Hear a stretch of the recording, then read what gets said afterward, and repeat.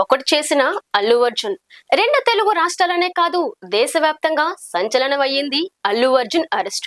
ఇంకా చెప్పాలంటే ప్రపంచవ్యాప్తంగా ఉన్న తెలుగు వారందరూ అల్లు అర్జున్ గురించే మాట్లాడుకునేలా చేసింది. ఇంకా సోషల్ మీడియాలో అయితే దీని గురించే చర్చ. గత కొంతకాలంగా అల్లు ఫ్యామిలీ మెగా ఫ్యామిలీ మధ్య విభేదాలు ఉన్నట్లుగా వార్తలు వచ్చాయి. ఇప్పుడు అవన్నీ కరెక్ట్ కాదు, అందులో నిజం లేదు అని, ఫ్యామిలీ ఒకటే అని తెలుస్తుంది. ఇంతకీ ఏమయ్యింది? మెగా ఫ్యామిలీ అల్లు ఫ్యామిలీ మధ్య విభేదాలు ఉన్నాయని ఏవేవో ప్రచారాలు జరగడం చూస్తూనే ఉన్నాం. దానికి తగ్గట్టే చిరంజీవి, పవన్ కళ్యాణ్, రామ్ చరణ్, అల్లు అర్జున్ ఒకే చోట కలుసుకునే సందర్భం రాకపోవడం దీన్ని మరింత బలపరిచింది. ఆ మధ్య నాగబాబు వేసిన కొన్ని ట్వీట్లకు విపరీత అర్థాలు తీసి విచిత్ర నిర్వచనాలు ఇచ్చిన వాళ్ళు కూడా లేకపోలేదు. ఇప్పుడు మొత్తం సీన్ మారిపోయింది.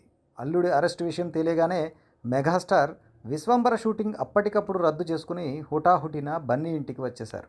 నిజానికి పోలీస్ స్టేషన్కి వెళ్ళాలనుకున్నారు, కానీ పోలీసులు సెక్యూరిటీ కారణాలు చూపడంతో నిర్ణయం మార్చుకున్నారు. ఇలా ఉంటే ఏపీలో విజన్ వేడుకలో ఉన్న పవన్ కళ్యాణ్ అది పూర్తి కావడం ఆలస్యం అవ్వడం వల్ల ప్రత్యేక విమానం ద్వారా హైదరాబాద్కు రావాలనుకున్నారు. అల్లు అర్జున్కు బెయిల్ రావడంతో ఆగిపోయారని తెలిసింది. రామ్ చరణ్, సాయి తేజ్, వరుణ్ తేజ్, వైష్ణవ్ అందరూ వెళ్తారు. ఇదంతా మెగా ఫ్యామిలీ అల్లు కుటుంబం ఒక్కటేనని సంకేతం ఇస్తుందని అభిమానులు సంతోషం వ్యక్తం చేస్తున్నారు. అల్లు అర్జున్ కోసం ముందుగా కదిలింది మావయ్యేనని ట్వీట్ చేస్తున్నారు.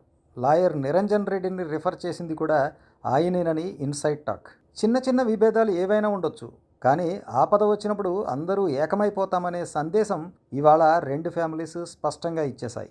రాబోయే రోజుల్లో ఈ ఘటన గురించి ఒక్కొక్కరు స్పందించే వేదిక వేరువేరుగా అయినా సరే ఖచ్చితంగా వస్తుంది. లేనిపోని ఆన్లైన్ వార్స్తో మునిగిపోయే ఫ్యాన్స్కు ఇవాళ జరిగిన బన్నీ అరెస్ట్ ఉదంతం హ్యాపీగా ముగిసిన ఫ్యామిలీ సినిమాగా అనిపించింది.